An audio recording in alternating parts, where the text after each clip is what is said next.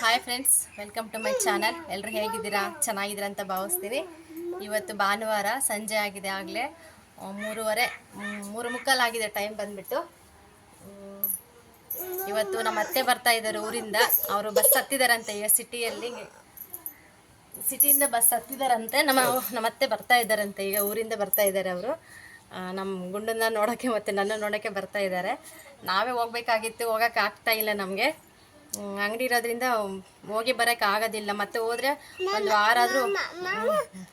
ವಾರನಾದರೂ ಅಲ್ಲಿ ಇರಬೇಕಾಗುತ್ತೆ. ಅಷ್ಟರೊಳಗೆ ಸ್ವಲ್ಪ ಕಷ್ಟ ಆಗುತ್ತೆ ಅಂತೇಳ್ಬಿಟ್ಟು ಹೋಗೋಕ್ಕಾಗಲಿಲ್ಲ. ನೋಡ್ಬೇಕು, ಯಾವುದಾದ್ರೂ ಹಬ್ಬ ಏನಾದರೂ ಬಂದರೆ ಹೋಗ್ತೀವಿ, ಮಿಸ್ ಮಾಡಲ್ಲ. ಇವಾಗ ಅವರೇ ಬರ್ತಾರೆ. ನಮ್ಮ ಮಾವ ಬಂದು ಹೋಗ್ಬಿಟ್ಟು 1 ತಿಂಗಳಾಯಿತು. ಇವಾಗ ನಮ್ಮ ಅತ್ತೆ ಬರ್ತಾ ಇದ್ದಾರೆ. ಇಲ್ಲೇ ನಾಯಕನಹಟ್ಟಿಯಲ್ಲಿ ಒಂದು ಮದುವೆ ಇತ್ತಂತೆ ನಮ್ಮ ರಿಲೇಟಿವ್ಸ್ದು. ಹಾಗೆ ಮದುವೆ ಮುಗಿಸ್ಕೊಂಡು ಹಿಂಗೆ ಬಂದು ನೋಡ್ಕೊಂಡು ಹೋಗೋಣ ಅಂತ ಬಂದಿದ್ದಾರೆ. ಬರ್ತಾ ಇದ್ದಾರೆ, ಇನ್ನು ಬಸ್ಸಲ್ಲಿದ್ದಾರಂತೆ. ಫೋನ್ ಮಾಡಿದರು, ಬರ್ತಾರೆ ಇವಾಗ. ಇವನಿಗೆ ಹಣೆ ಮೇಲೆ ಬೊಟ್ಟು ನೋಡಿದ್ರೆ ಅದು ಏನಾಗುತ್ತೋ ಗೊತ್ತಿಲ್ಲ. ಎಷ್ಟು ಸ್ಟಿಕ್ಕರ್ ಇಟ್ಕೊಂಡ್ರು ಕೂಡ ಕಿತ್ತು ಹಾಕ್ಬಿಡ್ತಾನೆ. ಏನು? ಹಾಯ್ ಮಾಡು. Hi hi. ಅಜ್ಜಿ ಬರುತ್ತಾ? ಅಜ್ಜಿ ಅಜ್ಜಿ ಅಜ್ಜಿ ಪಪ್ಪ ಪಪ್ಪ ಅಮ್ಮ ಪಪ್ಪ ಅಮ್ಮ. ಅದಕ್ಕೆ ಈಗ ಬರ್ತಾ ಇದ್ದಾರಂತೆ. ತುಂಬ ಖುಷಿ ಆಗ್ತಾ ಇದೆ. ನಾವೇ ಹೋಗ್ಬೇಕಾಗಿತ್ತು, ಪಾಪ ಅವರೇ ಬರ್ತಾ ಇದ್ದಾರೆ. ಏನು ಮಾಡೋಕ್ಕಾಗಲ್ಲ, ನಮ್ಮ ಸಿಚುವೇಶನ್ ಹಂಗಿದೆ. ಇವಾಗ ಸಿಚುವೇಶನ್ಗೆ ತಕ್ಕ ನಾವು ಯಾವ ಥರ ಇರ್ಬೇಕು ಆ ಥರ ಇದ್ದೀವಿ ಅಷ್ಟೇ. ಅದು ಬಿಟ್ಟರೆ ಇನ್ನೇನಿಲ್ಲ. ಬರ್ತಾ ಇದ್ದಾರೆ. ಬಂದಮೇಲೆ ತೋರಿಸ್ತೀನಿ ಫ್ಲಾಗಲ್ಲಿ. ನೆಕ್ಸ್ಟು ಅವ್ರು ಬಂದಮೇಲೆ ನೋಡ್ತೀನಿ, ಟ್ರೈ ಮಾಡ್ತೀನಿ ತೋರ್ಸೋಕ್ಕೆ. ಅವ್ರಿನ್ನ ಏನಂತಾರೆ ಗೊತ್ತಿಲ್ಲ. ಅವ್ರ ಪರ್ಮಿಷನ್ ತಗೊಂಡು ತೋರಿಸ್ತೀನಿ. ಜ್ಯೂಸ್ ನೋಡಲ್ಲ. ಇಷ್ಟೇ ಸಿಟ್ಟು ಬಂದರೆ ಹಿಂಗೆ ಹೊಡಿತಾರಿರ್ತಾನೆ ಯಾವಾಗಲೂ. ಅವನು ಎಷ್ಟು ಸುರುಕು ಮುಟ್ಟುತ್ತೆ ಗೊತ್ತಾ. ಸರಿ, ಬಾಯ್ ಬಾಯ್ ಬಾಯ್ ಬಾಯ್. ಓಕೆ ಫ್ರೆಂಡ್ಸ್, ನಾವು ಮತ್ತೆ ಮದ್ಮೇಲೆ ನೆಕ್ಸ್ಟ್ ಫ್ಲಾಗ್ ಕಂಟಿನ್ಯೂ ಮಾಡ್ತೀನಿ. ಇವರೇ ನಮ್ಮ ಅತ್ತೆ. ಬಂದುಬಿಟ್ಟು ಕೈಕಾಲು ಮುಖ ತೊಳ್ಕೊಂಡು ನಮ್ಮ ಗುಂಡನ ಜೊತೆ ಸ್ವಲ್ಪ ಆಟ ಆಡಿ ಆಮೇಲೆ ಒಳಗೆ ಬಂದರು. ಬಂದ ತಕ್ಷಣ ಇದು ನಾಯಕನಹಟ್ಟಿಯಿಂದ ಬಂದ್ರಲ್ವ, ಪ್ರಸಾದ ತಂದಿದ್ರು. ಮತ್ತು ಇದು ಬಂದುಬಿಟ್ಟು ಮದುವೆಯಲ್ಲಿ ಗಿಫ್ಟ್ ಕೊಟ್ಟಿದ್ರಂತೆ. ಇವಾಗ ಎಲ್ಲರಿಗೂ ಊಟ ಆದಮೇಲೆ ನೆಕ್ಸ್ಟ್ ಗಿಫ್ಟ್ ಕೊಡ್ತಾರಲ್ಲ, ಆ ಥರ ಕೊಟ್ಟಿದ್ದಾರೆ. ಅದು ತೆಗ್ದಿಡಮ್ಮ ಅಂತ ಕೊಡ್ತಾಯಿದ್ರು. ನೋಡಿದೆ, ಅದು ಬೇಗ ತೆಗಿಯೋಕ್ಕಾಗಲಿಲ್ಲ. ಇನ್ನು ಬಿಡಂತ ಸುಮ್ಮನೆ ಅದೇ. ಮತ್ತು ಪ್ರಸಾದ ಎಲ್ಲ ತಂದಿದ್ರು. ಮಂಡಕ್ಕಿ ಮತ್ತು ಬೆಂಡೆ ಬತ್ತಾಸು, ಸ್ವಲ್ಪ ಖಾರ ಅವೆಲ್ಲ ತಂದಿದ್ರು. ತೆಗೆದು ಕೊಡ್ತಾಯಿದ್ರು. ಒಂದು ಸ್ವಲ್ಪ ತಗೊಳ್ಳಮ್ಮ ಪ್ರಸಾದ, ನೀನೊಂದು ಸ್ವಲ್ಪ ತಗೊಂಡು ಹಂಗೆ ಮಿಕ್ಕಿರೋ ಕಟ್ಟೆಗೆ ಊರಿಗೆ ತಗೊಂಡೋಗ್ತೀನಿ ಅಂತ ಹೇಳ್ಬಿಟ್ಟು. ತುಂಬ ಖುಷಿ ಆಯಿತು. ಇನ್ನೇನು ಅವ್ರು ಬಂದ ತಕ್ಷಣ ಯಾವಾಗಲಾದ್ರೂ ಬರಲಿ, ನಮ್ಮ ಅವನೇ ಬರಲಿ, ನಮ್ಮ ಅತ್ತೆನೇ ಬರಲಿ, ನಮ್ಮ ಚಿಕ್ಕಮ್ಮ ಇರ್ತಾರಲ್ಲ ಅವ್ರಿಗೆ ಎಲ್ಲೆಡಿಕೆ ತೊಗೊಂಬರ್ತಿರ್ತಾರೆ. ಅವ್ರಿಗಂತಲ್ಲ, ಎಲ್ಲಾದರೂ ಹೋಗಲಿ ಮನೆಯಲ್ಲಿ ತಗೊಂಡೋಗ್ತಾರೆ. ಅದು ಅಭ್ಯಾಸ ಆಗಿದೆ. ಅಲ್ಲಿ ನೋಡ್ಬೋದು ನನ್ನ ಮಗ ಬಂದ ತಕ್ಷಣ ಅವ್ರ ಅಜ್ಜಿ ಬಾಳೆಹಣ್ಣು ಕೊಟ್ಟರು, ತಿನ್ಕೊಂಡು ಆರಾಮಾಗಿ ನೋಡ್ತಾ ಇದ್ದಾನೆ. ಬಂದ ತಕ್ಷಣ ಕಂಡಿಡ್ದುಬಿಟ್ಟ. ತುಂಬ ತಿಂಗಳಾಯಿತು, ಒಂದು 7-8 ತಿಂಗಳು ಗ್ಯಾಪ್ ಆಯಿತು, ನೋಡೇ ಇರಲಿಲ್ಲ. ಇವಾಗ ನೋಡ್ತಾ ಇದ್ದಾನಲ್ಲ, ನೋಡಿದ್ರು ಕೂಡ ಅವ್ನು ಮರೆಯಲ್ಲ. ಎಷ್ಟೇ ಗ್ಯಾಪ್ ಇದ್ದರೂ ಕೂಡ ಆಗಲೇ ಕಂಡಿಡ್ದು ಬಿಡ್ತಾನೆ. ನಮ್ಮ ಅಜ್ಜಿ ಅಂತ ಹೇಳ್ತಾನೆ ಇರ್ತಾನೆ. ಮತ್ತು ಬಂದ ತಕ್ಷಣ ಅವ್ವ ಅಂತ ಹೇಳ್ತಾ ಇದ್ದ. ಎಲ್ಲರೂ ನಕ್ಬಿಟ್ವಿ. ಎಷ್ಟು ಖುಷಿ ಆಯಿತು ನೋಡಿ. ಎಷ್ಟು ದಿನ ಗ್ಯಾಪ್ ಆದ್ರೂ ಮರೆಯಲ್ಲ ಮಕ್ಕಳು ಅಂತಂದು. ಅಷ್ಟೇ ಅಲ್ವಾ, ರಕ್ತ ಸಂಬಂಧ ಅಂದರೆ ಅಷ್ಟೇ. ಇನ್ನೇನು ಖಾರ ಸ್ವಲ್ಪ ಮತ್ತು ಮಂಡಕ್ಕಿ ಅವೆಲ್ಲ ನಾನು ಸ್ವಲ್ಪ ತೆಗ್ದಿಟ್ಕೊಂಡು ಮತ್ತೆಲ್ಲ ಗಂಟಿಕ್ಕಿ ಬ್ಯಾಗಲ್ಲಿ ಇಟ್ಬಿಟ್ಟೆ. ಮತ್ತು ಎಲ್ಲಡಿಕೆನೂ ಕೊಟ್ಟರು. ಚಿಕ್ಕಮ್ಮನ ಕೊಡ್ತೀನಿ ಅಂತ ಹೇಳ್ಬಿಟ್ಟು ತಗೊಂಡೋಗಿ ಕೊಡ್ತಾ ಇದ್ದಾರೆ ನಮ್ಮ ಚಿಕ್ಕಮ್ಮನಿಗೆ. ಅವ್ರಿಗೆ ಅಷ್ಟೇ, ಎಲ್ಲೇ ಹೋದ್ರೂ ಅವ್ರಿಗೆ ಆ ಥರ ಇರಬೇಕು. ಇವರು ಅತ್ತೆ ಆಗಬೇಕು ನಮಗೆ. ಇವ್ರದ್ದು ನಮ್ಮೂರೇನೆ. ಇಬ್ಬರು ಜೊತೆಗೆ ಬಂದಿದ್ದರು. ನಾಯಕನಹಟ್ಟಿಯಿಂದ ಮದುವೆ ಇತ್ತಂತಲ್ಲ, ಮದುವೆ ಮುಗಿಸ್ಕೊಂಡು ಪಾಪ ಅವರೆಲ್ಲ ಆ ಕಡೆ ಹೊರಟೋಗಿದ್ದಾರೆ. ಇವ್ರು ಮಾತ್ರ ನಮ್ಮ ನೋಡ್ಬೇಕಂತಾನೆ ಅಲ್ಲಿಂದ ಚಳ್ಳಕೆರೆವರೆಗೂ ಆಟೋ ಮಾಡಿಕೊಂಡು ಮತ್ತು ಆ ಕಡೆಯಿಂದ ಮತ್ತೆ ಬಂದಿದ್ದಾರೆ. ಕಷ್ಟಪಟ್ಟು ಬಂದಿದ್ದಾರೆ. ಮೊದಲೇ ಫುಲ್ಲು ಬಿಸಿಲಿತ್ತು, ಸುಮ್ಮನೆ ಭಾನುವಾರ ಸಖತ್ತು ಬಿಸಿಲು. ಆದ್ರೂ ಬಸ್ಸೆಲ್ಲ ಕೇಳ್ಕೊಂಡು ಹತ್ಕೊಂಡು ಬಂದಿದ್ದಾರೆ. ತುಂಬ ಖುಷಿ ಆಯಿತು ನನಗೆ. ಇನ್ನೇನು ಬಂದ ತಕ್ಷಣ ಸ್ವಲ್ಪ ಹೊತ್ತು ಮಾತಾಡ್ಕೊಂಡು ಶರ್ಬತ್ ಮಾಡೋಣ ಅಂದ್ಕೊಂಡೆ. ಬಿಸಿಲು ತುಂಬ ಇತ್ತು. ಅವರು ಬೇಡಮ್ಮ ಕಾಫಿ ಮಾಡಂತಂದ್ರೆ ಇನ್ನೇನು ಹಾಲು ಪ್ಯಾಕೆಟ್ ತಗೊಂಡು ಕಾಫಿ ಮಾಡೋಕ್ಕೆ ಎಲ್ಲ ರೆಡಿ ಮಾಡ್ತಾಯಿದ್ದೀನಿ. ಈ ಕಡೆ ಸೈಡಂತೂ ಯಾವಾಗಲೂ ರಶ್ ಇರುತ್ತೆ. ಎಷ್ಟು ಬಸ್ ಬಿಟ್ಟರು ಸಾಲದು, ಅಷ್ಟು ರಶ್ ಇರುತ್ತೆ. ಹಾಗೆ ಪಾಪ ಪೇಚಾಡ್ಕೊಂಡು ಬಂದಿದ್ದಾರೆ. ಸುಸ್ತಾಗಿ ಬಂದುಬಿಟ್ಟಿದ್ರು. ಮತ್ತು ಅಲ್ಲಿ ಮದುವೆ ಎಲ್ಲ ಮುಗಿಸ್ಕೊಂಡು ಮತ್ತೆ ಅಲ್ಲಿಂದ ಜರ್ನಿ ಮಾಡೋದಂದರೆ ತಮಾಷೆ ಮಾತಲ್ಲ. ಮೊದಲೇ ಪಾಪ ವಯಸ್ಸಾಗಿದೆ, ಆದ್ರೂ ಅವರು ಅಷ್ಟು ಎನರ್ಜಿ ಆಗಿದ್ದಾರಲ್ಲ, ಅಷ್ಟೇ ಗ್ರೇಟ್. ಬಂದು ನನ್ನ ಮಗನ ಜೊತೆ ಆಟಾಡಿಕೊಂಡು ತುಂಬ ಖುಷಿಯಾಗಿ ಟೈಮ್ ಸ್ಪೆಂಡ್ ಮಾಡ್ತಾಯಿದ್ರು. ನಮಗೂ ಖುಷಿ ಆಯಿತು. ಏನು ಮಾಡೋಣ, ತುಂಬ ಮಿಸ್ ಮಾಡ್ಕೊತಾ ಇದ್ದೀವಿ ನಾವು ಅವ್ರನ್ನ.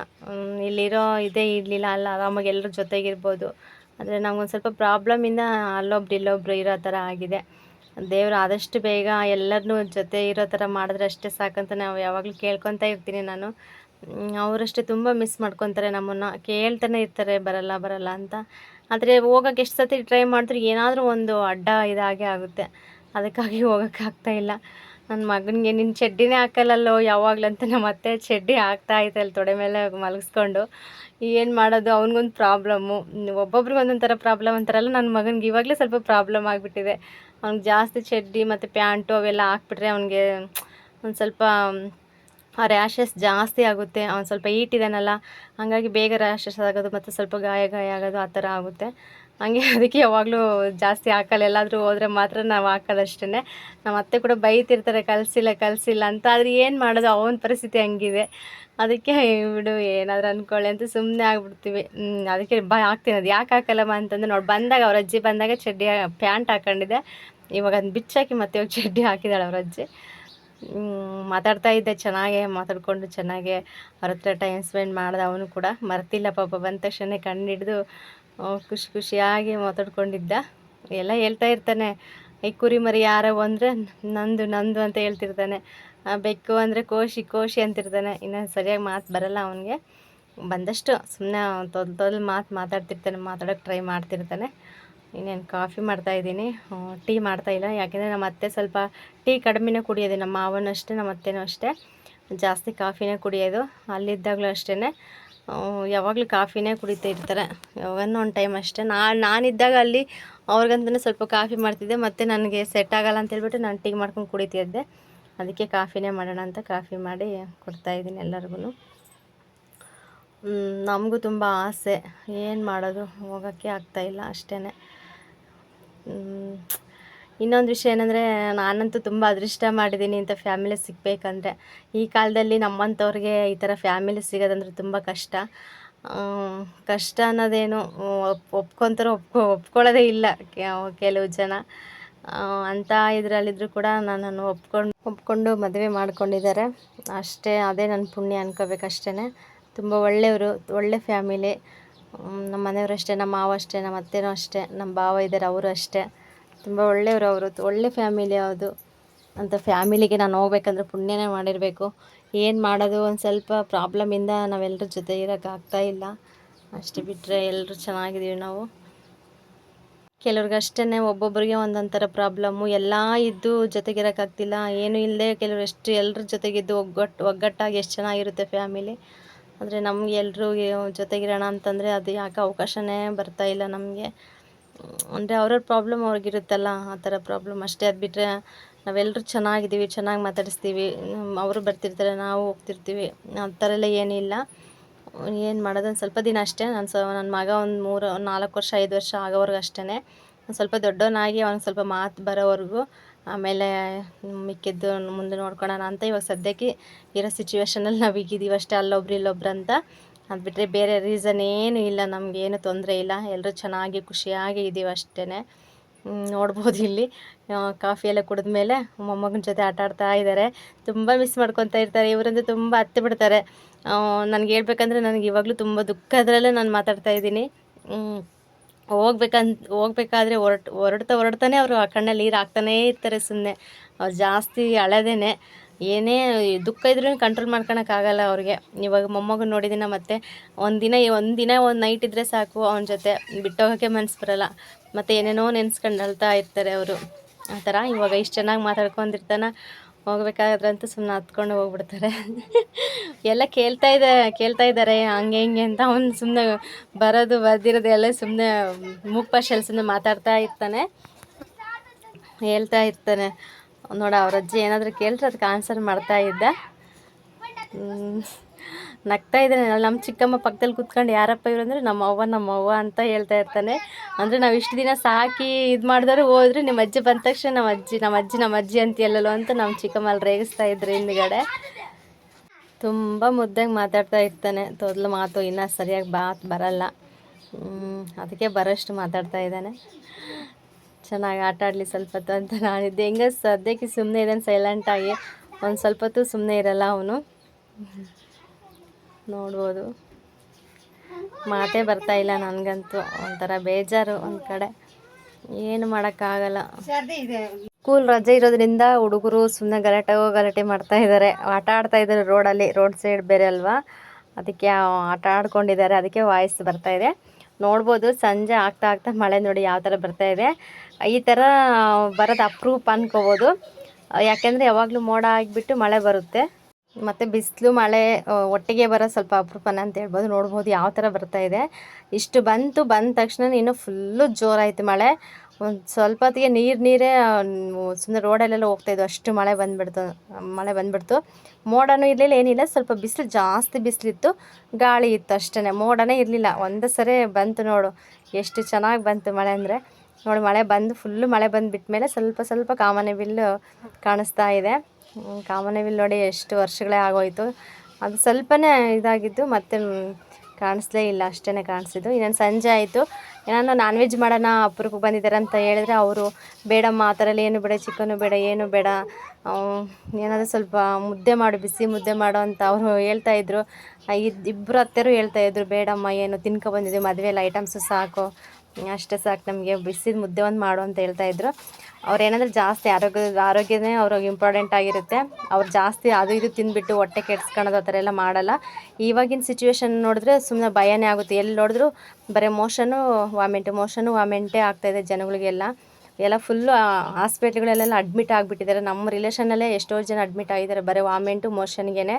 ಅದಕ್ಕೆ ಅವ್ರು ಅದು ಇದೆಲ್ಲ ಕೇಳಿಬಿಟ್ಟು ಬೇಡ ತಿಂದಿದ್ರೆ ಮುಂದೆ ತಿನ್ನೋಣ, ಇವಾಗ ಸದ್ಯಕ್ಕೆ ಆರೋಗ್ಯ ಮುಖ್ಯ ಅಂತೇಳ್ಬಿಟ್ಟು ಬೇಡಮ್ಮ ನಾನ್ ವೆಜ್ಜೇ ಬೇಡ ಅಂತ ಹೇಳಿದ್ರು. ಮತ್ತು ಏನು ಮಾಡಬೇಕತ್ತೆ ಅಂದರೆ ಏನು ಬೇಡ, ಒಂದು ಸ್ವಲ್ಪ ಬೇಳೆ ಹಾಕ್ಬಿಟ್ಟು ಕ್ಯೂಸಂಬ್ರ ಮಾಡಮ್ಮ ಅಂದರು. ಅದು ನಮ್ಮ ಅತ್ತೆ ಸೈಡ್ ಚೆನ್ನಾಗಿ ಮಾಡ್ತಾರೆ ಅದನ್ನು. ಸರಿ ಬಿಡಿ ಅಂತೇಳ್ಬಿಟ್ಟು ಸಿಂಪಲ್ಲಾಗೆ ಏನು ತೋರಿಸ್ಲಿಲ್ಲ ಜಾಸ್ತಿ. ಈ ಕಡೆ ಅಂಗಡಿಗೆ ಬೇರೆ ಬರ್ತಾಯಿದ್ರು, ಸ್ವಲ್ಪ ಬ್ಯುಸಿ ಇದೆ ನಾನು, ಮತ್ತು ಅಂಗಡಿ ಎಲ್ಲ ನೋಡಿಕೊಂಡು ಅಡುಗೆ ಮಾಡ್ಕೊಳಕ್ಕೆ ಆಗಲಿಲ್ಲ. ಕೊನೆಗೆ ಸ್ವಲ್ಪ ನಾನು ಮಾಡಿದೆ. ಆಮೇಲೆ ನೀನು ಫಸ್ಟ್ ಅಂಗಡಿಗೆ ಹೋಗಮ್ಮ, ನಾನು ಮಾಡ್ತೀನಿ ಅಂತ ನಮ್ಮ ಅತ್ತೆನೇ ಪಾಪ ಅದು ಕ್ಯೂಸಿದ್ದಕ್ಕೆಲ್ಲ ರೆಡಿ ಮಾಡಿದಾಗ ಕ್ಯೂಸಂಬ್ರ ಮಾಡಿದ್ರು ಅವರು. ಇನ್ನೇನು ಬೇಳೆ ಎಲ್ಲ ಬೇಯಿಸ್ಬಿಟ್ಟು ಅದೆಲ್ಲ ಹೆಸರೆಲ್ಲ ಬಗ್ಸಿದ್ದೀನಿ. ಆಮೇಲೆ ಹಸಿರುಗಾಯಿ ಮತ್ತು ಟೊಮೊಟೊ ಹಣ್ಣು ಎಲ್ಲ ಸ್ವಲ್ಪ ಹುರ್ಕೊಂಬಿಟ್ಟು, ಮತ್ತು ಬೆಳ್ಳುಳ್ಳಿ, ಕೊತ್ತಂಬರಿ ಸೊಪ್ಪು ಇರಲಿಲ್ಲ, ಮಾಮೂಲಿ ಬೆಳ್ಳುಳ್ಳಿ, ಒಂದು ಸ್ವಲ್ಪ ಹುಣಸೆಹಣ್ಣು ಇದೆಲ್ಲ ಹಾಕ್ಕೊಟ್ಟೆ. ನಮ್ಮ ಅತ್ತೆನೇ ಎಲ್ಲ ಕ್ಯೂಸಿದ್ರು. ಇನ್ನು ನಾನು ಬೇಳೆ ಎಲ್ಲ ಬಗ್ಸ್ಬಿಟ್ಟು ಮತ್ತು ಸ್ವಲ್ಪ ಒಗ್ಗರಣೆ ಒಂದು ಹಾಕ್ದೆ, ಬೇಳೆ ಅಷ್ಟೇ.